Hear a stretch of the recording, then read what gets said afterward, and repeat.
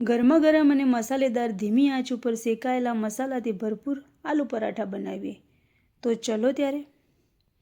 તો મેં અહીંયા 500 ગ્રામ બટાકા બાફીને ઠંડા કરી રાખ્યા છે. પછી છાલ ઉતારીને એને સરસ રીતે મેશ કર્યા છે, બિલકુલ ગાંઠું ના રહે એવી રીતે. પછી 2 ડુંગળી લીધી છે, એને ઊભી સ્લાઇસમાં કટ કરી છે. અને 1 કેપ્સિકમ લીધું છે, એને પણ ઊભી સ્લાઇસમાં કટ કર્યું છે. 10 કળી લસણની અને 2 મરચાં એને ક્રશ કર્યા છે. પછી વઘાર માટે મેં એક કડાઈમાં 3 ચમચી તેલ એડ કર્યું છે અને 1 ચમચી રાઈ, અડધી ચમચી હિંગ અને અડધી ચમચી જીરું એડ કર્યું છે. જીરાનો અને રાઈનો વઘાર આવી જાય પછી એમાં લસણ અને મરચાંની પેસ્ટ એડ કરવાની છે. સરસ રીતે એને ધીમી આંચ ઉપર સાંતળવાનું છે. પછી એમાં ડુંગળી અને કેપ્સિકમ એડ કરવાના છે. એને મિક્સ કરીને એને પણ ધીમી આંચ ઉપર સાંતળવાનું છે અને 10 મિનિટ માટે સોફ્ટ થઈ જાય ત્યાં સુધી એને ઢાંકીને ગેસ ઉપર રાખવાનું છે. અને જે લોટ બાંધ્યો હતો એને આપણે થોડો સોફ્ટ કરીને 10 મિનિટ રેસ્ટ આપવાનો છે. જો ડુંગળી અને કેપ્સિકમ સોફ્ટ થઈ ગયા છે.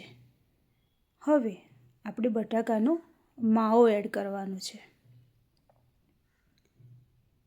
માવો એડ કરીને એમાં 2 ચમચી મરચું, 1 ચમચી ધાણા જીરું, 1 ચમચી હળદર, 2 ચમચી મીઠું, 1 ચમચી ગરમ મસાલો, 1 ચમચી શેકેલી વરિયાળી, 1 ચમચી દળેલી ખાંડ, એ ઓપ્શનલ છે, 1 ચમચી આમચૂર પાવડર અને અડધું લીંબુ નીચોવાનું છે.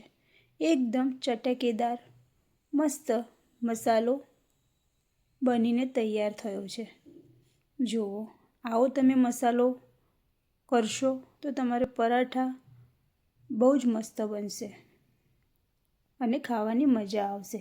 બીજું બધું તો ઠીક, પણ આલુ પરાઠા સાથે આવે એટલે ડાયટિંગના નિયમો આપોઆપ તૂટી જાય છે.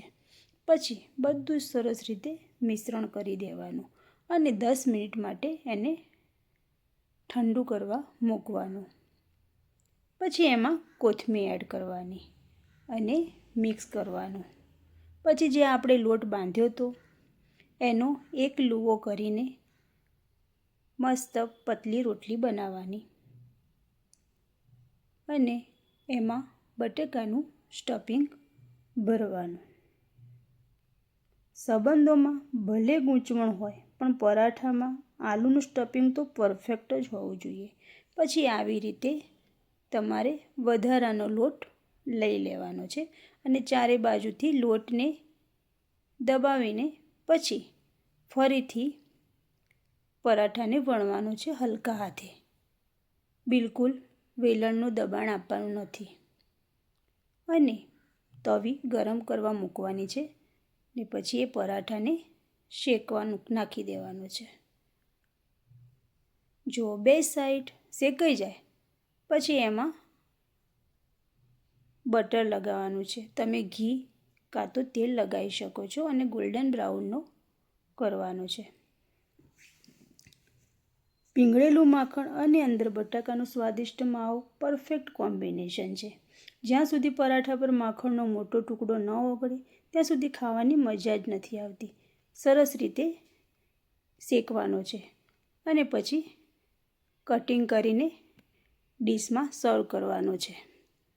અને ઠંડુ દહીં અને તીખું અથાણું કાં તો લસણની ચટણી સાથે એન્જોય કરવાનો છે.